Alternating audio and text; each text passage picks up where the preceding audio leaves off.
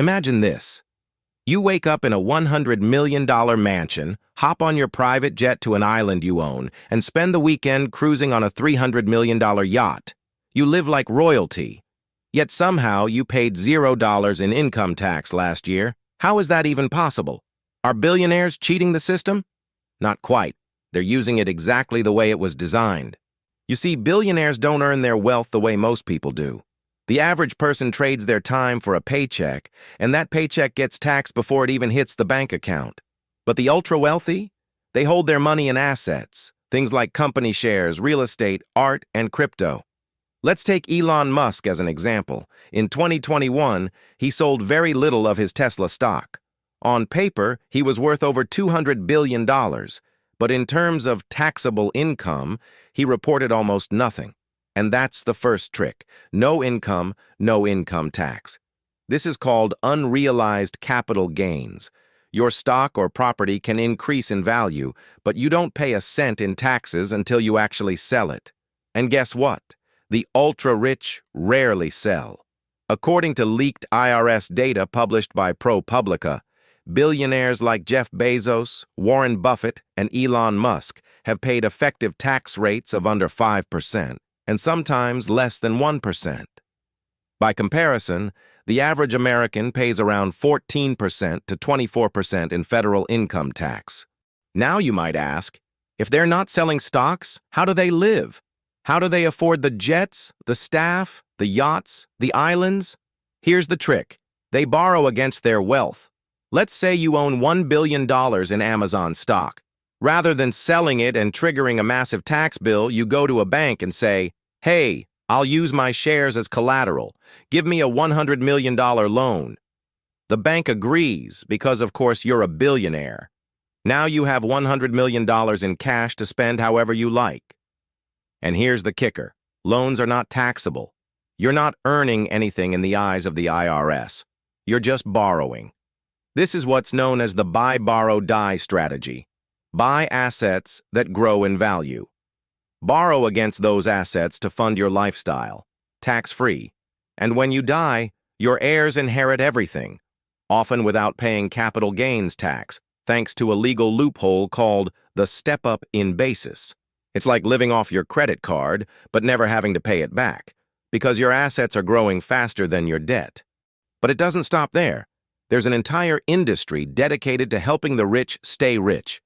It's called the wealth defense industry, and it's made up of elite lawyers, accountants, tax consultants, and lobbyists.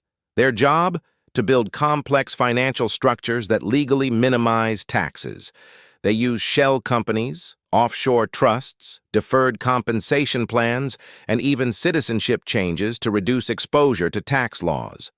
According to Wikipedia, this multi-billion-dollar service sector helps manage and obscure ultra-high net worth wealth. Want to hide your millions? There's a trust in the Cayman Islands with your name on it. Want to avoid estate taxes? There's a private foundation ready to help. Now let's talk about real estate and business investments. Real estate moguls like Donald Trump have used a simple accounting concept called depreciation to reduce taxable income for decades. Depreciation allows owners to claim that their properties are losing value, even if they're actually appreciating. These paper losses can cancel out real income on taxes. For example, if you own a luxury apartment complex in Manhattan, you can deduct part of its value every year, even if rents are going up and your building is gaining market value. This means you're earning more and paying less. And it doesn't stop with buildings. Owning a sports team, a private jet, a vineyard? All of these come with business-related deductions, from fuel to salaries to travel expenses. In short, the rich don't hide their money under mattresses. They park it in tax-efficient, income-shielding investments. For the ultra-wealthy who want to go even further, there's the nuclear option, moving to a tax haven. This is called becoming a tax exile.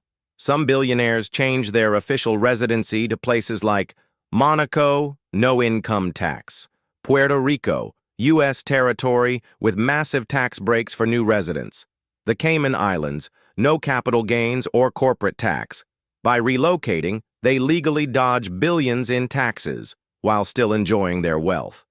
It's the ultimate move in the game of global finance. So let's recap. Billionaires don't get rich from salaries. They get rich from assets. They don't sell those assets. They borrow against them. They don't pay taxes on loans. They use that borrowed money to live like kings. When they die, their wealth transfers tax-free. All of it is legal. While the middle class pays taxes before spending a dime, the ultra-rich spend first and rarely pay at all. It's not tax evasion. It's tax avoidance, and it's written into the system. As Warren Buffett once said, there's class warfare, all right. But it's my class, the rich class, that's making war. And we're winning. If this video blew your mind, you're not alone. Hit that like button, subscribe, and let me know in the comments, should the tax code be changed? Or is this just the price of capitalism? Stay curious, stay informed, and we'll see you in the next video.